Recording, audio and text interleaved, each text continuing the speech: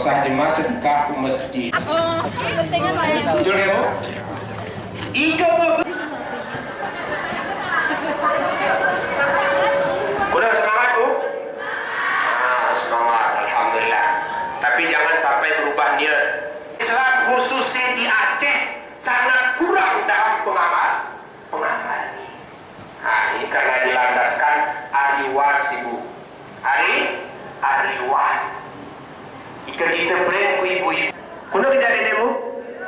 Kiru akhirnya. Kuna kata? Jaga mulut, jaga diri sendiri. No, sana si kurang.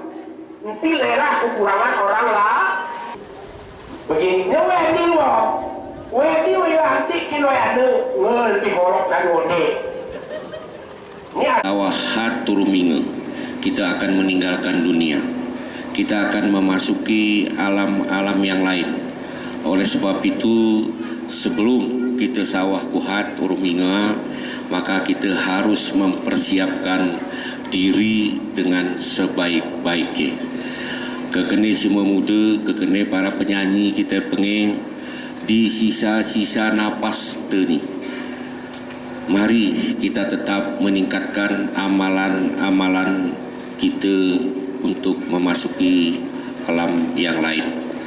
Oleh sebab itu, kekupetik dan kuat hikmah anak si sawah ni Pak Tengku Aliminna bahwa kita ni murid harus jeroh.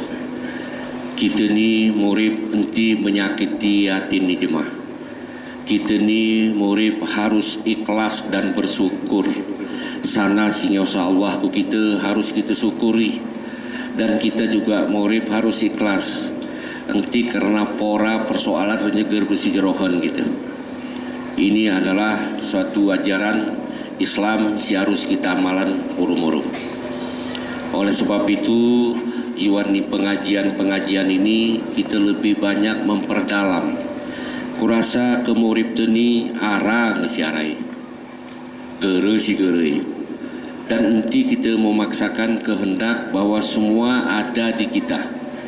Mulai hari pangkat, hari harta, hari segala. Tetapi kadangkala itu tidak sesuai dengan kemampuan itu. Jadi oleh sebab itu kita juga harus menyukuri hanasinosa Allah Subhanahu wa taala ku diri kita. Ini harus kita syukuri. Kemudian sisa kesah siaran. Mari tetap kita meningkatkan amalan-amalan itu. Nanti karena pora renyurum tetangga, pora kita rum saudara, renyeger bersijerohan. Kurasa ini harus kita taringan. Kemudian si cerak ni Pak Tengkuna mungkin puspitani hampir setiap bulan. Jadi oleh sebab itu Iwan di pengajian ini kita terus memperdalam ketakwaan kepada Allah Subhanahu wa taala. Itu dari segi kehidupan beragama. Oleh sebab itu dunia juga harus kita cari, akhirat juga harus kita cari. Kemenyangkut dengan akhirat, dele si ngesawah nih Pak Tengku Alimin tentang kita beben nih, termasuk aku juga. Ini kebutuhan saat ini saya 2 juta Abu Bos, ini saya 5 juta ya. Ini penawaran. Abu Bos. Jadi sebelum sesudahi ucapkan izin, mohon maaf segala kekurangannya. Wahai bila taufiq hidayah. Assalamualaikum warahmatullahi wabarakatuh. Waalaikumsalam.